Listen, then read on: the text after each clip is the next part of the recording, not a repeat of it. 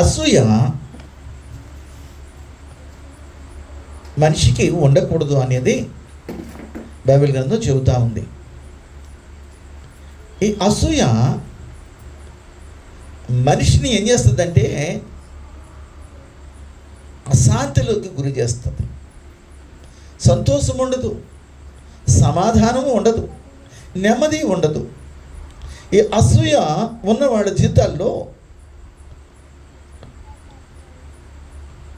వారు ఏదైతే ఎదుటి వ్యక్తిని చూసి అసూయపడుతున్నారో దానిని బట్టి వీళ్ళు ఎదుగుతారంటే వెదగరండి, ఇంకా దిగజారిపోతూనే ఉంటారు. మన జీవితంలో అసూయ అనేది ఒకవేళ ఉంటే మనం ఈరోజు దానిని తీసేసుకుందాము అనే దానికంటే అది నేను అసూయ పడుతున్నానా, అలా చేయకూడదు అని మనల్ని మనము మార్చుకుందాం. ఆదికాండం 30వ అధ్యాయంలో 1వ వచనంలో ఉన్న మాటలు మనం చదువుదాం. రాహేలు తాను యాకోబునకు పిల్లలు కనకపోవుట చూచి తన అక్కయందు, అదేంటి తన అక్కయందు అసూయపడుతుందంట. రాహేలు అందగత్తె. రాహేలు తన భర్త అయిన యాకోబు చేత ప్రేమించబడ్డది. అయితే మామైన లాబాను తననివ్వకుండా పెద్ద కుమార్తెనిచ్చాడు, లేయనిచ్చాడు. లేయ జబ్బు కళ్ళది అని అంటాడు. దానివల్ల అసహించుకుంటున్నారేమో కానీ దేవుడు తనని ప్రేమిస్తున్నాడని మనం చేస్తున్నాం. చెల్లెలైన రాహేలు తన భర్త ద్వారా పిల్లలు కనలేదనంట తన అక్క మీద అసూయ పడుతుంది. ఎందుకంటే అక్కకి పిల్లలు కలిగారు, తనకి పిల్లలు కలగలేదు. ఈ సమాజంలో ఇటువంటివి చాలామంది జీవితాల్లో కనపడుతూ ఉంటాయి. వాళ్ళు మంచి ఇల్లు కట్టుకుంటే సంతోషించాలి, దానిని బట్టి దేవుడు నిన్ను ఆశీర్వదిస్తాడు. వారు ఒక మంచి పొజిషన్లో ఉంటే నువ్వు సంతోషించాలి. అసూయ వలన ఏమొస్తుందో తెలుసా? సామెతల గ్రంథం 14వ అధ్యాయము 30వ వచనాన్ని మనం గమనిద్దాం. సామెతల గ్రంథం 14వ అధ్యాయం 30వ వచనం. సాత్వికమైన మనస్సు శరీరమునకు జీవమును, మత్సరము మత్సర పడ్డవాడు ఎవరికైనా సరే ఎముకలలో కుళ్ళు వస్తుందట. కుళ్ళు అది మనిషిని ఏం చేస్తుందంటే జబ్బుకి లోను చేస్తుంది. ఎముకలకు కుళ్ళు పట్టింది అనుకోండి, శక్తి ఉండదు, బలము ఉండదు. ఇది ఈ అసూయ, ఈ ద్వేషము, ఈ పగ, ఇవన్నీ కూడా మనిషిని ఏం చేస్తుందంటే కృంగదీస్తుంది, సంతోషాన్ని పాడు చేస్తుంది, సమాధానము లేకుండా చేస్తుంది. ఇది కాదండి జీవితం. దేవుడు ఏమి ఇచ్చాడో దానిని బట్టి నువ్వు సంతోషించాలి, దానిలో నేను ఆనందించాలి. ప్రభువా నాకు ఎంత ఇచ్చావు,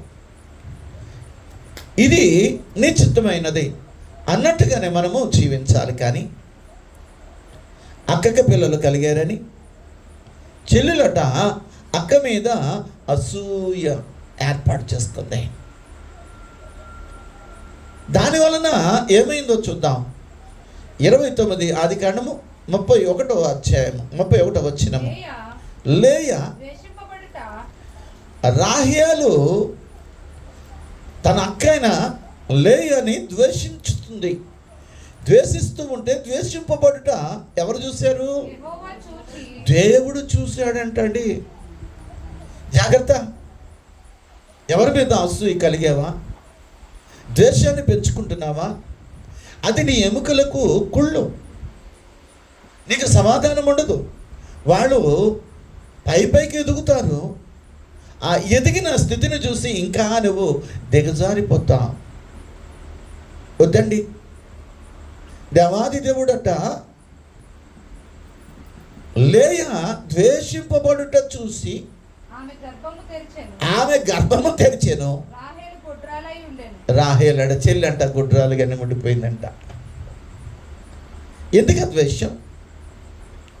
దేవుడు ఎంతవరకు నాకు ఇచ్చాడు, ఓకే, దేవుని చిత్తమైతే పాశ్రమ గారి యొక్క అన్నగారి కొడుక్కి 54 సంవత్సరాల తర్వాత ఒక చక్కని బిడ్డ పుట్టింది. ఎప్పుడన్నా ఇవ్వగలడు దేవుడు. అసూయ వద్దు, ద్వేషాన్ని పెంచుకోవద్దు.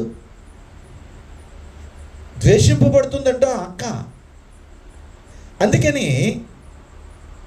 లేయాకి దేవాది దేవుడు గర్భాన్ని తెరిచాడట. రాహేలు గుడ్రాలుగా ఉండిపోయింది. ఎంత ఈ అసూయ ఎంత నిన్ను నాశనానికి గురి చేస్తుందంటే, ఈ అసూయ ఎంతగా నిన్ను కిందకి దిగజార్చేస్తుంది అని అంటే, దేవుడంట తను ద్వేషింపబడడం చూసి, ఒకవేళ ఎవరు నన్ను ద్వేషిస్తున్నావేమో, ఒకవేళ వాళ్ళ మీద అసూయ పడుతున్నావేమో, నువ్వు అసూయ పడినా ద్వేషానికి గురి చేసిన ఒక మాట, నువ్వు ద్వేషంతో అసూయతో ఎవరినన్నా చూస్తేనట, అదంట సృష్టికర్తైన దేవాది దేవుడు చూస్తాడట, వాళ్ళకి ఇంకా హెచ్చైన ఆశీర్వాదాలు ఇస్తాడు, హెచ్చుగా ఆశీర్వాదాలు ఇస్తాడు. మనము నేర్చుకోవాల్సింది ఏంటి ఈరోజు? నీ ఎముకలకు కుళ్ళు పడుతుంది, చాలా జాగ్రత్త. ఎముకలకి బలం ఉండదు కుళ్ళు పెడితే. ఎముకలకి ఏదైనా వచ్చిందనుకోండి, ఆ ఎముకలలో ఉన్న ఆ కుళ్ళని ఎవరు బాగు చేయలేరు. పైన ఏమన్నా ఉన్నదనుకోండి, లోన ఏదైనా మందు వేస్తాం, ఎముకలకు పట్టేస్తుందండి ఒక్కోసారి. దానివల్ల ఏమవుతుందంటే బోన్ క్యాన్సర్ అని అంటారు. బోనులోని క్యాన్సర్ ఉంటాయి, చాలా డేంజర్ అండి అది. అసలు క్యాన్సర్ అంటేనే డేంజర్. బోన్ క్యాన్సర్ అంట. ఎందుకు వస్తుంది అని అంటే మనము దాన్ని జడ్జి చేయలేము. మంచి వారికి వస్తుంది, చెడ్డగా ఉన్న వారికి వస్తుంది. దానిని ఎందుకు వచ్చిందని మాత్రం మనం జడ్జ్ చేయడానికి వెళ్ళలేదు. కానీ ఆ రోగం వచ్చిన వాళ్ళు చాలా భయంకరమైన శిక్షను అనుభవిస్తారు, బాధను అనుభవిస్తారు. చూడండి, నేను అందంగా ఉన్నాను, నా భర్త నన్నే ప్రేమిస్తాడు, నా అక్కను ప్రేమించుడు అని అనుకుంటుంది చెల్లెలు. కానీ భర్త ద్వేషించి చెల్లెలు ద్వేషిస్తే ఏమవుతుంది లేయా? అందుకోసమని ద్వేషింపబడుట చూచి సృష్టికర్త అనే దేవుడు ఆమెకి గర్భాన్ని తెరిచాడు. గర్భాన్ని తెరిచాడండి. దేవుడు ఎంత గొప్ప దేవుడు! 12 మంది సంతానంలో 6 సంతానము లేయ వల్లనే కలిగింది యాకోబుకి. జాగ్రత్త, 6 దేవుడిచ్చాడు. నీవు ఏమి సాధించాలనుకున్నా దేవుని దగ్గర నువ్వు అడుగు, దేవుడు నీకు గొప్ప కార్యాలు చేస్తాడు. అసూయ పడవద్దు సుమా. ఈ అసూయ పడిన వాళ్ళ జీవితాలు నేను చూస్తూ ఉన్నాను, అంటే గమనిస్తున్నాను. వారి జీవితాల్లో సక్సెస్ అనేది కనిపించదు, వారి జీవితంలో అభివృద్ధి అనేది కనిపించదు, వారి జీవితాల్లో ఆశీర్వాదాలు కనిపించదు. ఒకవేళ ఈరోజు నువ్వు ఆ స్థితిలో నువ్వు ఉంటే, నువ్వు ఎవరినైనా ద్వేషిస్తుంటే, ఎవరి మీద అసూయ కలిగి ఉంటే, ఈరోజు అభిప్రాయాన్ని నువ్వు తీసేసుకో. నువ్వు ఎంతగా అసూయ కలుగుతావో, ద్వేషాన్ని నువ్వు చూపిస్తావో, వాళ్ళు అంతగా ఎదుగుతారు. దానివల్ల నీవు ఆనందాలు పోగొట్టుకుంటావు. మనిషిలో సంతోషం లేకుండా చేసుకుంటాం. జబ్బు ఎప్పుడు ఆలోచన చేస్తూ ఉంటాం. వద్దండి. దేవుడు ఆశీర్వదిస్తే మనిషి ఏమీ చేయలేడండి. దేవుని ఆశీర్వాదాలు పొందుకున్న ఒక మనిషి ఏమీ చేయలేడు. ఆశీర్వాదాలు నువ్వు దొంగిలించలేవు. ఆ ఐశ్వర్యాన్ని నువ్వు పాడు చేయలేవు. అది దేవుడిచ్చింది. ఐశ్వర్యము, ఆరోగ్యము దేవుడిచ్చింది, నెమ్మది దేవుడిచ్చింది. అందుకోసమని యోబు గ్రంథం 5వ అధ్యాయము 2వ వచనంలో దానికోసం ఏం చెప్తున్నాడో చూద్దాం.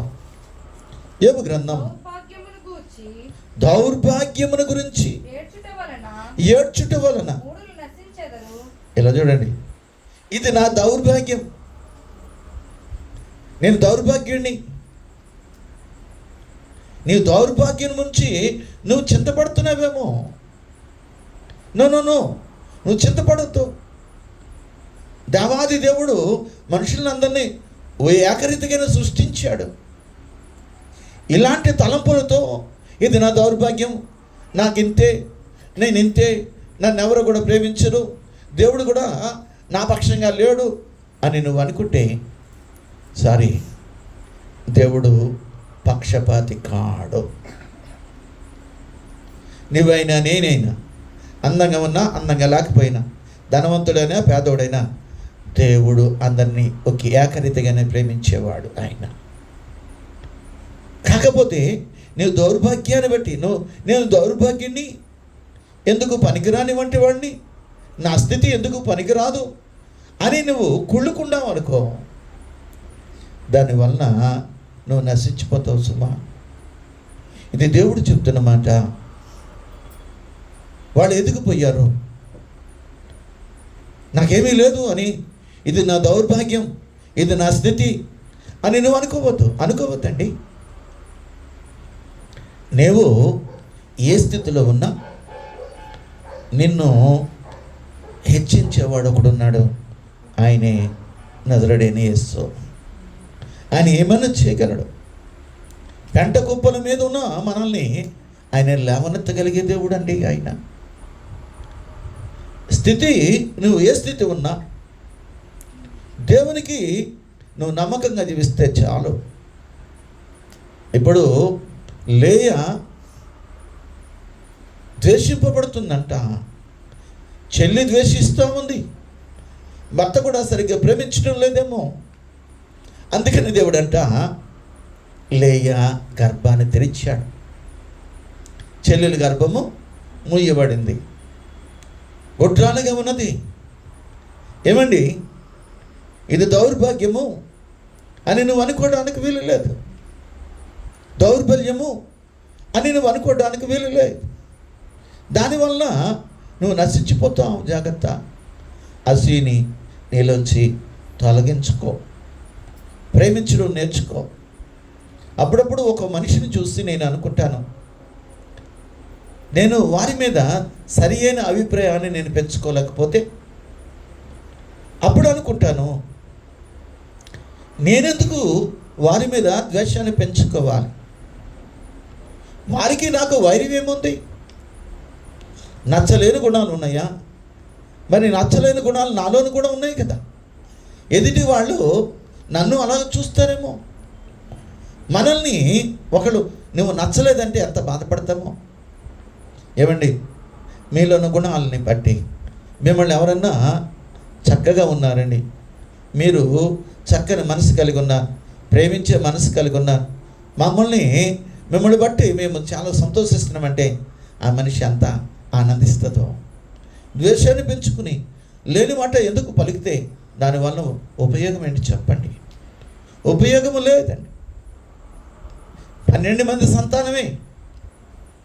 ఈ 2 అక్క చెల్లెలకి నాశీలతో సహా 12 మంది సంతానం. 11వ వాడు ఎవరైతే అక్కని ద్వేషించిందో ఆ రాహేలుకు పుట్టిన అందమైన కొడుకు, బహుసుందరుడట. ఆయన గుణం కూడా చాలా బాగుంది. అన్నదమ్ముల్లో 12 మందిలో యోసేపు యొక్క గుణాన్ని కానీ చూస్తే దేవునికి భయపడిన వ్యక్తి అంట. మరి అక్క పిల్లలను పక్కన పెడితే దేవుడు నీకు అంత ఆశీర్వాదాలు ఇచ్చాడు. ద్వేషంతో నువ్వు ఉన్నావే కానీ దేవుడు నిన్ను ద్వేషించలేదే, నిన్ను ప్రేమించాడే. నీకు ఇచ్చిన ఆ బిడ్డ దేవుని పట్ల ఎంత భయభక్తులు కలిగి ఉన్నాడో. ఆయన ప్రవర్తన వేరుగా ఉంది. ఆయన అందగాడు, బహు సుందరుడు. దేవుడు ఆయన కోరుకున్నాడు. నువ్వెందుకు భయపడతావు? ఎందుకు అసూయ పడతావు? ఎందుకు ద్వేషిస్తావు మనిషిని? 27వ అధ్యాయము 30వ వచనం, ఆదికాండము 27వ అధ్యాయం. తరువాత యాకోబు తన తండ్రి అయిన ఇస్సాకు ఎదుట నుండి బయలుదేరి వెళ్ళిన తక్షణమే అతని సహోదరుడైన ఏసావు వేటాడి వచ్చాను. ఆదికాండము 27. సరే, మనకందరూ తెలిసిన భాగమే అది. బహుశా అది 27 కాదు, 39 కదా. యోసేపు కోసం 39 నుంచి ఉంటుంది, 39 నుంచి ఉంటుంది. అయితే అక్కడ అన్నలు ఏం చేశారంటే అతని మీద అసూయపడ్డారని ఉన్నది. అతని మీద అసూయ. అన్న 37, 27 కాదు 37. చదవండి ఆ మాట.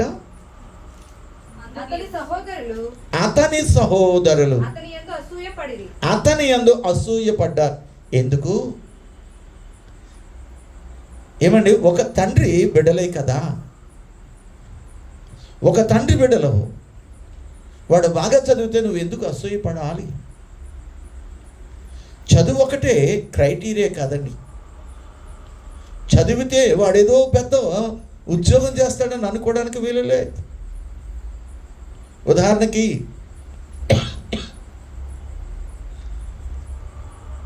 చదువుకున్న వాళ్ళు నెలకి 1,00,000 రూపాయలు సంపాదించారు అనుకుందాం. చదువు లేనివాడు వ్యాపారం చేసి ఈరోజు నెలకి 3 లక్షలు 4 లక్షలు సంపాదించి మన తిమోతికి మన ఉదాహరణకి తీసుకోవచ్చు. నాకు చదువు లేదు అని చదువుకోవడాన్ని చూసి ఆయన అసూయపడలేదేమో. దేవుడు ఏ స్థితిలో ఉన్నా నేను ఎన్నుకుంటాడు, ఏర్పాటు చేసుకుంటాడు. నేను ఆశీర్వదించేవాడు ఆయనే, నేను దీవించేవాడు ఆయనే. అన్నదమ్ముల్లో వాడు చదివేశాడు, నీకెందుకు అభయం? దేవుడు నిన్ను ఆశీర్వదించడా? దేవుడు నిన్ను దీవించడా? దీవించే దేవుడు ఆయన. అన్నలంట యోసేపు యందు అసూయపడ్డా. అసూయపడిన వాడిని ఎంతవరకు తెగించారంటే ఆయనను బానిసగా అమ్మేశాడు. బానిసగా అమ్మేసిన యోసేపు ఐగుప్తు దేశంలో రాజు తర్వాత రాజు అంతటి వాడిని దేవుడు చేశాడు. చేయలేడా? ఈరోజు చేయలేడా? నువ్వు అసూయపడ్డావు, నీ తమ్ముడిని మీద అసూయపడ్డావు. అన్నలు అందరూ కలిపి 10 మంది అన్నలు కలిపి తమ్ముడిని బానిసగా అమ్మేసేసి తండ్రితో చెప్తున్నారు, ఇదిగో ఏ అడవ మృగము అతన్ని తినేసిందని. నిజమే అనుకున్నాడు పాపం, నిజమే అనుకున్నాడు. కానీ యోసేపు దేవుని యందు భయభక్తులు కలిగి ఉండడం వల్ల యోసేపుని ఎంచుకుని ఐగుప్తులో కరువు దినాలలో ఈ కుటుంబాన్ని అంతటిని, అన్నలందరినీ, తల్లిదండ్రులను, అలాగే సంతానం అంతటిని ఆయన పోషించడానికట యోసేపుని ఐగుప్తుకి పంపించాడు.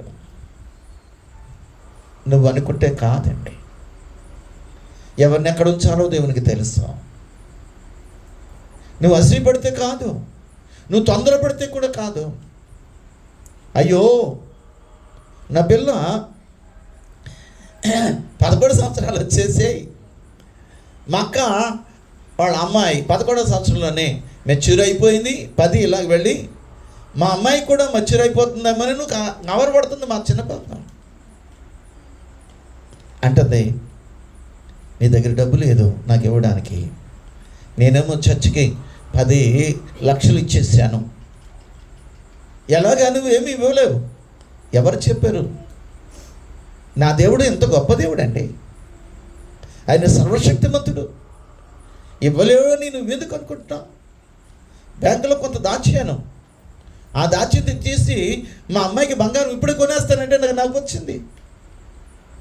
ఎవరి మీద నువ్వు అనుకున్నా, ఏ తలంపుతో నువ్వు ఉన్నా, వద్దండి, వద్దు. దేవుడు సకాలంలో నీకు జవాబిస్తాడు. నీకు ఏమి చేయాలో దేవునికి తెలుసండి. ఏ రీతిగా నీకు నిన్ను హెచ్చించాలో, ఏ రీతిగా నిన్ను నడిపించాలో దేవునికి తెలుసండి. యోసేపు యొక్క జీవితాన్ని మనం చూస్తే,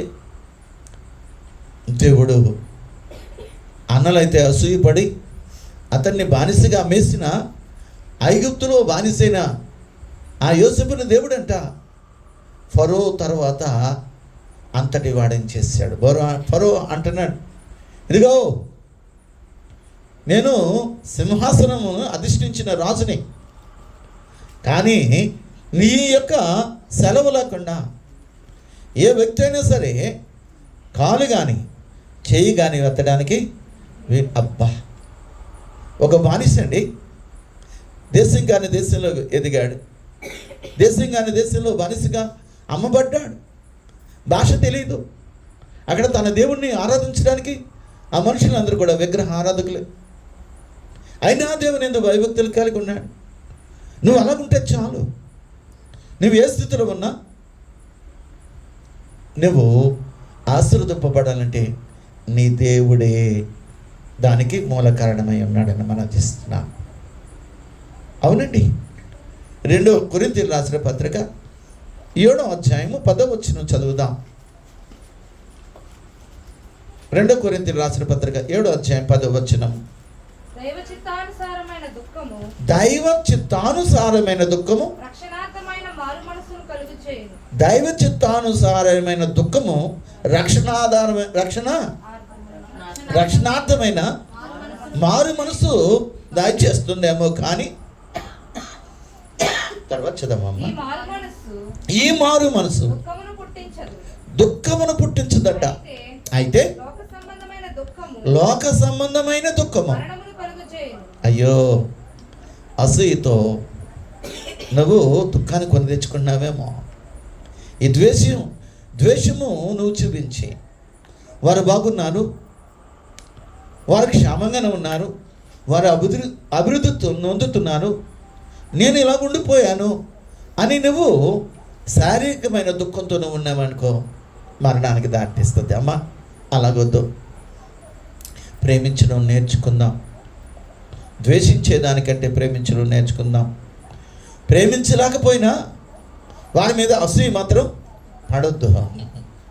నువ్వు ప్రేమించొద్దు. కనీసం నువ్వైనా బాగుండాలి. ద్వేషింపబడే వాళ్ళు బాగుపడిపోతున్నారు నీ వలన. నువ్వు ద్వేషిస్తే వాళ్ళు బాగుపడుతున్నారు. ఎందుకంటే ద్వేషింపబడిన లే అంట యెహోవా చూసి గర్భాన్ని తెరిచి 6 బిడ్డలు ఇచ్చాడండి. 6 బిడ్డలు. ఎందుకు ద్వేషం? దైవ చిత్తానుసారమైన దుఃఖమైతే అది నీకు మారు మనసును కలగజేస్తుంది.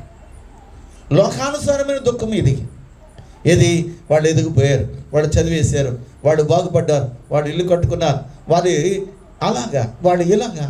ఎందుకండి అది? దానివల్ల వచ్చేదేంటి? శారీరసారమైన దుఃఖమే కదా అది.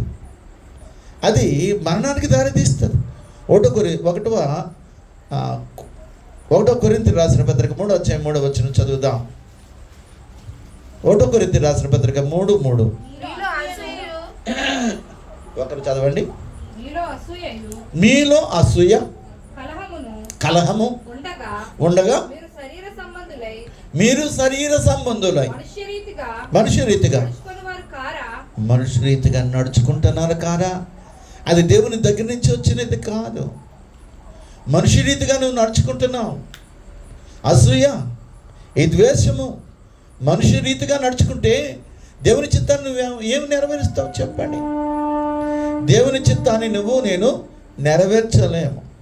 అదే బైబిల్ చెబుతూ ఉంది. మరి గలతీయులకు రాసిన పత్రిక 5వ అధ్యాయము 21వ వచనంలో ఉన్న మాటలు కానీ చదివితే అసూయలు, మత్తతులు, అల్లరితో కూడిన ఆటపాటలు మొదలైనవి ఇవన్నీ కూడా దేవుని రాజ్యంలోకి నువ్వు వెళ్ళకుండా ఆటంకపరుస్తాయి. ఇదంతా కూడా ఈ లోకంలో నువ్వు ఇలాగే అనుభవించావు. నువ్వు ద్వేషాన్ని పెంచుకున్నావు, అసూయతో నువ్వు ఉన్నావు, నీకు ఆనందం లేకుండా పోయింది, నీకు సంతోషము లేదు, సమాధానం ఉందా? లేదు. వాళ్ళు నానాటికి వెతుకుతున్నారు, నువ్వు నానాటికి దిగజారిపోతున్నావు. ఇది దేవుని రాజ్యానికి వెళ్ళడానికి ఆటంకం అండి, ఆటంకం. క్రైస్తవ జీవితంలో మన గోలు దేవుని రాజ్యానికి వెళ్ళడం అయితే అసూయపడొద్దు, నువ్వు ద్వేషించొద్దు. ఎందుకు ద్వేషం, ఎందుకు అసూయ? దానివలన నీకు మంచి జరుగుతుందంటే మాత్రం మంచి జరగదని మనం చేస్తున్నాం. ఈ అసూయ, ఈ ఉద్దేశము, ఇవి దేవుని రాజ్యానికి ప్రవేశించడానికి ఆటంకాలు. నీకా ఈ లోకంలో సమాధానం లేకుండా చేస్తుంది, నువ్వు అభివృద్ధి పొందకుండా పోతున్నావు. ఇక దేవుని రాజ్యానికి కూడా ఇది ఆటంకమైతే అసూయను తీసేయి, ద్వేషాన్ని పక్కన పెట్టేయి. నువ్వు ప్రేమించకపోయినా ఇవి నీలో నుండి తీసేస్తే ప్రేమించగలిగే మనసు వస్తుంది. అది ఈ రెండు కూడా నీలో లేకపోతే నువ్వు ప్రేమించగలవు. ప్రేమించడానికి ఆటంకాలు ఏంటంటే అసూయ, ద్వేషం. దేవుడు మన యొక్క ప్రార్థన ఆయన ఆలకిస్తూనే ఉంటాడండి. ఆ ప్రార్థనకి మనం జవాబు పొందుకోవాలి, అలా పొందుకోలేని పక్షంలో నీకు వచ్చే లాభం ఏంటి చెప్పండి? రాత్రంతా ప్రార్థన చేస్తున్నావు, పగలంతా ప్రార్థన చేస్తున్నావు, ఆశీర్వాదాలు ఏవి అని అంటే ఎందుకు రాలేదు అని అంటే ఎక్కడో మనం సరి చేసుకోవాల్సినవి అనుకున్నా. దేవుడు నిన్ను ప్రేమించాలంటే దేవుని మాట ప్రకారం మనం జీవించాలి కాదా? 106వ కీర్తన 16వ వచనంలో ఉన్న మాటలు చదువుదాం. 106వ కీర్తన 16వ వచనంలో ఉన్న మాట, వారు మోషేయందును యెహోవాకు ప్రతిష్ఠుడైన అహరోను నందును ఏం చేశారు? వాళ్ళు దేవుని చేత ఎన్నుకోబడ్డా, దేవుని చేత పిలువబడ్డా. మోషే ఎక్కడో అరణ్యంలో ఉన్నాడు, ఐగుప్తును విడిచిపెట్టాడు, 40 సంవత్సరాలు ఐగుప్తులో రాజభోగాలు అనుభవించాడు. దేవునిని కొరకై ఆయన ఐగుప్తును విడిచిపెట్టాడు. మళ్ళా ఐగుప్తుకి దేవుడు పంపిస్తున్నాడు. ఎప్పుడు? ఇంకొక 40 సంవత్సరాలు అక్కడ గడిచిన తర్వాత దేవుడు పంపించాడు. ఆయన ప్రార్థన చేస్తే దేవుడు ఆలకిస్తున్నాడు. గొప్ప అద్భుత కార్యాలు ఆయన ద్వారా చేస్తున్నాడు. మోషేతో చెప్పింది ఏమంటే, నీ అన్నైన అహరోనుని నేను యాజకునిగా, నేను ప్రధాన యాజకునిగా తనని తన కుటుంబాన్ని నేను ఏర్పాటు చేసుకున్నా, నువ్వు ఆయన యాజకునిగా ఆయన అభిషేకించన్నాడు. మోషే ఎవరండి? ఈరోజు నేనెవరిని? నేను దైవజనుడు కాదు, నేను స్టీల్ ప్లాంట్లో ఒక సామాన్యమైన ఉద్యోగస్తుడిని. దేవుడు నన్ను ఎందుకో అభిషేకించాడు తన ఆత్మ చేత. నన్ను ఆయన పిలుచుకున్నాడు, ఆయన ఏర్పాట్లో నేనున్నాను. నేనెవరిని? దేవుని చేత పిలువబడిన వాడిని. నేను అర్హుని కాదు, మీకు వాక్యం చెప్పడానికి నేను అర్హుని కాదు. కానీ దేవుని చిత్తంలో, దేవుని పిలుపులో నేనున్నాను కాబట్టి మీ మధ్యలో నేనున్నాను. ఇలా మాట్లాడడానికి దేవునిక కృపని అనుగ్రహించాడు. నా మీద అసూయ ఎందుకు అంటే, మోషే అహరోనుల మీద వాళ్ళు అసూయపడ్డారట. అసూయపడిన వాళ్ళు ఏమయ్యారో తెలుసా? దేవుడు ఊరుకోలేదండి. వాళ్ళు మోషే అహరోనులకి వ్యతిరేకంగా అన్యాగ్ని తీసుకొచ్చారండి. ధూపార్తులు వెలిగించడానికి, ధూపం వేయడానికి. నువ్వేనా పరిశుద్ధుడవు? నువ్వేనా దేవుని సేవ చేసేవాడు? ఈరోజు అందరినీ పిలిచాడు అనుకోండి. ఆ రోజు దేవుని చేత ఏర్పాటు చేయబడిన మోషే అహరోనుల మీద సణిగారు. అసూయ అసూయ అసూయ పడ్డారు. ఏమయ్యారో తెలుసా? 250 మంది 250 మంది నాశనమైపోయారు. దాతాను వాళ్ళు కాలిపోయారంట. అయితే ఇంకో విషయం ఏంటంటే, ఎవరైతే ప్రేరేపించారో, ఎవరైతే ఈ పోగు చేశారో 250 మందిని, వాళ్ళని అగ్నితో కాల్చారు. కానీ వీళ్ళని అగ్నితో కాల్చలేదండి. దాతాను, అభిరాము, ఈ వీళ్ళందరినీ ఏం చేశాడు తెలుసా? భూమి అంట నెరవేర్చిందట. వాళ్ళు ఆ నెరవేర్చిన ఆ భాగంలోకి వాళ్ళు భూమిలోకి దిగిపోయారు. మళ్ళీ భూమి యథావిధిగా కప్పేసాడు దేవుడు. ఒక్కసారి వారు సజీవంగానే సమాధి అయిపోయారు కదా, బ్రతుకుండగానే సమాధి అయిపోయారు. అందరూ చూస్తుండగానే భూమి నెరవేర్చింది. దేవుడట అటువంటి శిక్ష వేశాడు. వద్దండి, అసూయం పక్కన పెడతాం. ద్వేషించే ఆ పని మనకొద్దు. వాళ్ళు ఎదుగుతున్నారు, మనము అంతకంటే బాగా ఎదగాలంటే దేవుని దగ్గర మనం సరి చేసుకుందాం. దేవుడు వారికి అటువంటి భాగ్యం ఇచ్చాడు. నీకు ఇవ్వాలి, ఇస్తాడు. రాహేలు తన అక్క మీద అసూయపడ్డది. కానీ ఆఖరికి దేవుడు ఒక మంచి సంతానాన్ని ఇచ్చాడు. యోసేపు కోసం ఎన్ని రోజులు చెప్పినా సరే తరగని సబ్జెక్ట్ అది. ఒక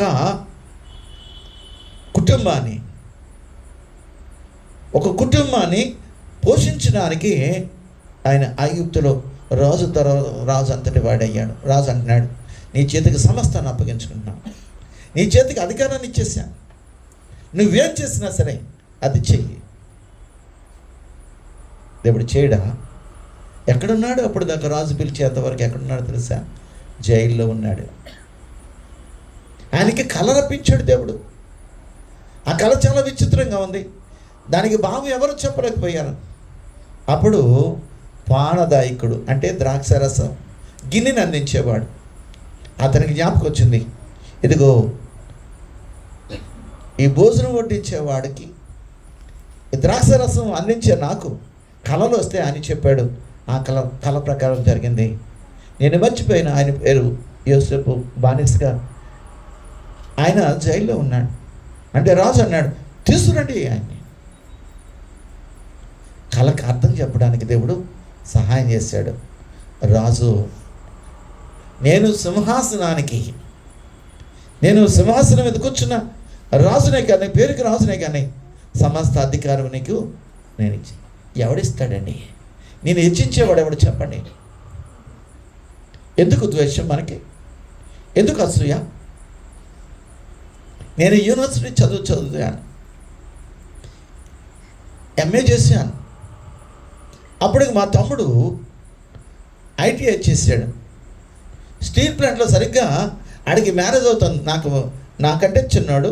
మా అక్క వాళ్ళ అమ్మాయికి వాడికి మ్యారేజ్ చేయడానికి నేను ఎందుకంటే మా అక్కకి క్యాన్సర్ వ్యాధి. నేను చేసుకోవాలి, మా అక్కకు బాగోలేదు, చనిపోతుందని మా తమ్ముడికి ఇచ్చి చేసాం. అప్పుడు ఆడికి ఆన్ ది జాబ్ ట్రైనింగ్ వచ్చింది స్టీల్ ప్లాంట్లో. ఆ ట్రైనింగ్ అయిన వెంటనే ఆడికి జాబు. మా తమ్ముడు ఒకే ఒక్క మాట అన్నాడు, ఈరోజు కూడా మనసులో ఉంది, నువ్వు యూనివర్సిటీలో చదువు పెద్ద ఉద్యోగం, నీకు ఉద్యోగం లేదు, నేను చూడు నీకంటే ముందుగా ఉద్యోగాన్ని సంపాదించుకున్నాను. ఏంటో నేను బాధపడ్డాను. ఎవరైనా బాధపడతారు కదా. కానీ వాడు ట్రైనింగ్కి వెళ్ళాడు. నేను స్టీల్ ప్లాంట్లో డైరెక్ట్గా జాయిన్ అయ్యాను. స్టీల్ ప్లాంట్లో ట్రైనింగ్ వాడు వచ్చాడు, నా ఇంటి దగ్గర ఉన్నాడు. కొంతకాలం వాడికి జాబ్ ఇవ్వలేదు. నేను 82లో జాయిన్ అయ్యాను డైరెక్ట్గా. వాడు 85లో వాళ్ళని జాయిన్ చేసుకున్నాను. నా దగ్గరే వాడు ఉన్నాడు. దేవుడు అన్యాయస్తుడి కాడండి. నేను ఒక మాట దేవునితో మాట్లాడాను. అవును ప్రభా, చదివాను, నీ చిత్తం కొరకే నేను ఎదురు చూస్తున్నాను, నీ చిత్తం కొరకే ఎదురు చూస్తున్నాను. దేవుని చిత్తం కొరకు మనం ఎదురు చూద్దాం. అసూయ, విద్వేషము నీ చిత్తంలో దుఃఖాన్ని కలుగజేస్తాయి, కానీ దేవుని చిత్తాన్ని నెరవేర్చమండి. మనము దేవుని మీద ఆనుకుందాం. తీసేయి. ఎవరి మీద ఏమైనా అసూయ ఉందా, ఎవరి మీద ద్వేషం ఉందా, వద్దు. అనవసరంగా దేవుని యొక్క కార్యాలను నువ్వు చూడలేవు. ఇక తీసేయి. దానివల్ల ఏదో ఆటంకం నీకు ఏర్పడుతుంది. దానిని చూసి దేవుడు నీవెవరినైతే ద్వేషిస్తున్నావో, ఎవరి పట్లయితే నువ్వు అసూయ కలిగి ఉన్నావో, వాళ్ళు అంతకంతకి ఎక్కువైపోతారు, అంతకంతకి ఎక్కువ చేస్తాడు. నువ్వు దానిని అడ్డలేవు. అందుకోసమని మనము దేవునికి ఇష్టమైన జీవితం జీవిద్దాం. ఈ అసూయ అన్నది, ఈ ద్వేషం అన్నది మన జీవితంలో రానివ్వకుండా దేవుని చిత్తాన్ని, మన జీవితాన్ని మనం అప్పగించుకుందాం. దేవుడు నిన్ను ఆశీర్వదించి దీవించునుగాక. ఆమేన్.